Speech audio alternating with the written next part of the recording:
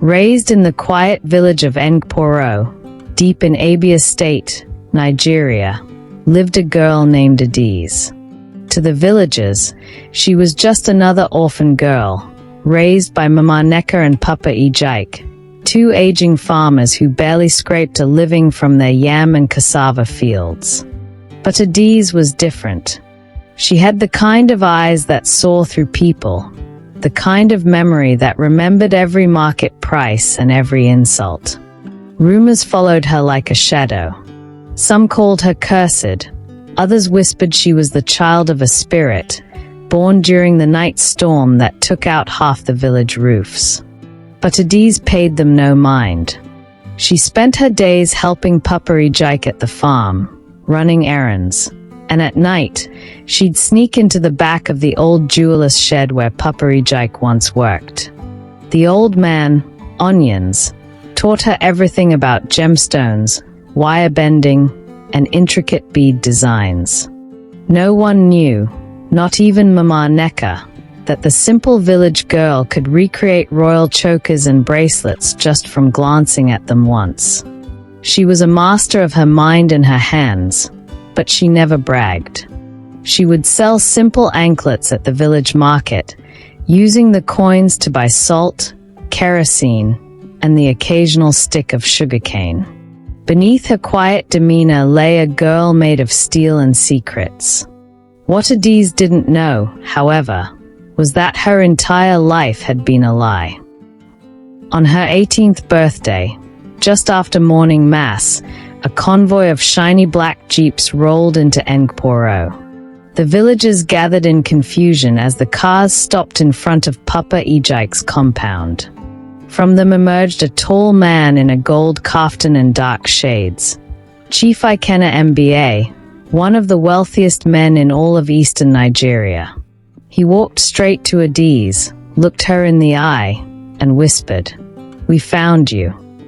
It turned out Adaeze had been switched at birth.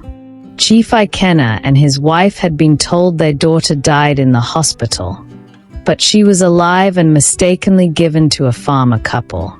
The girl raised in her place, Kamara, was an abandoned child who the nurses passed off as theirs.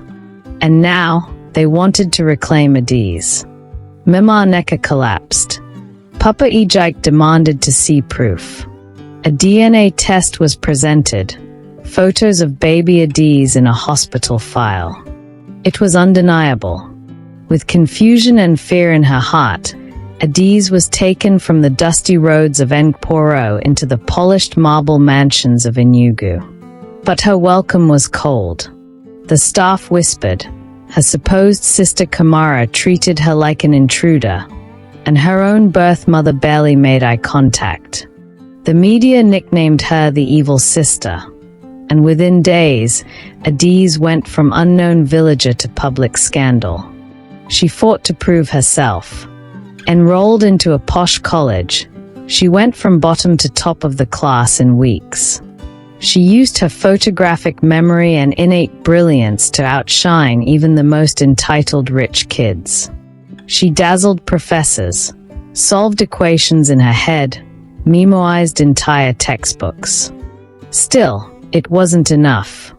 Her mother, Lady Efima, remained distant. Her father, Chief Ikena, seemed more interested in using her presence to redeem their public image. Kamara, now the scandalized socialite, treated Adaeze like a cockroach under her designer heels. Then came the twist. Prince Uzo, heir to the ancient and powerful Nze family, had been betrothed to Kamara since birth. The Nze family ruled from a palace that traced its lineage to the days of ancient Igbo kingdoms. Their wealth and influence were unmatched. But after a strange accident left him paralyzed, Kamara broke off the engagement, saying she couldn't marry a cripple. The royal family was in disgrace.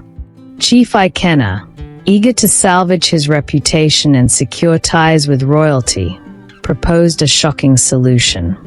Adaeze would marry the prince instead, as a substitute bride. "Let her prove she's worthy of our name," he told the council. Let her step into her place and restore what was broken. The wedding was hurried. Adaeze, dressed in coral beads and rich fabrics she never imagined, sat beside a man she'd never spoken to.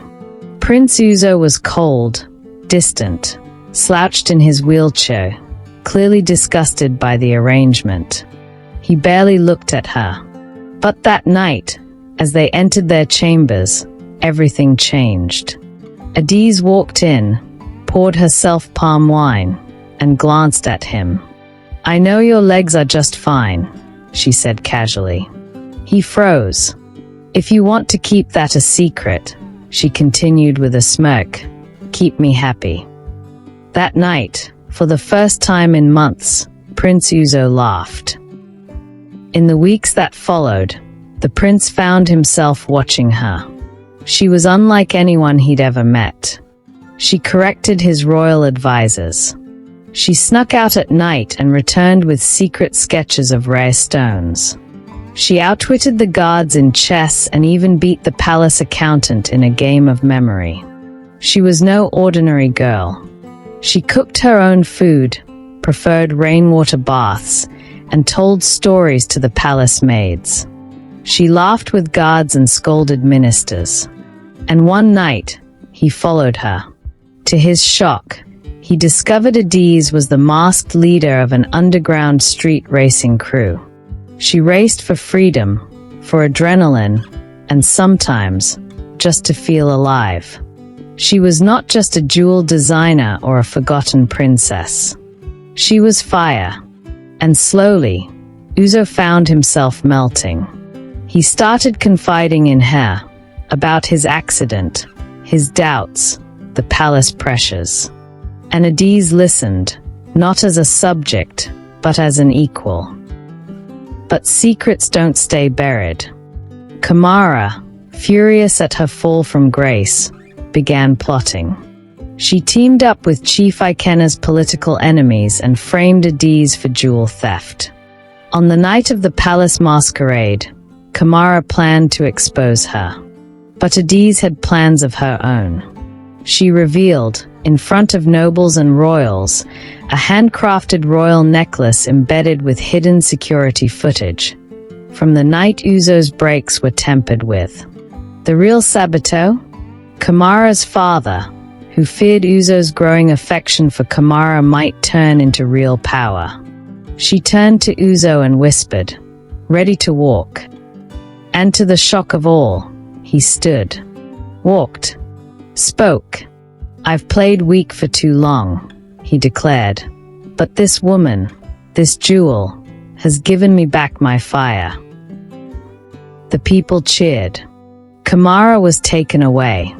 Adaeze and Uzo stood side by side, not a prince and his pawn, but a warrior and his queen.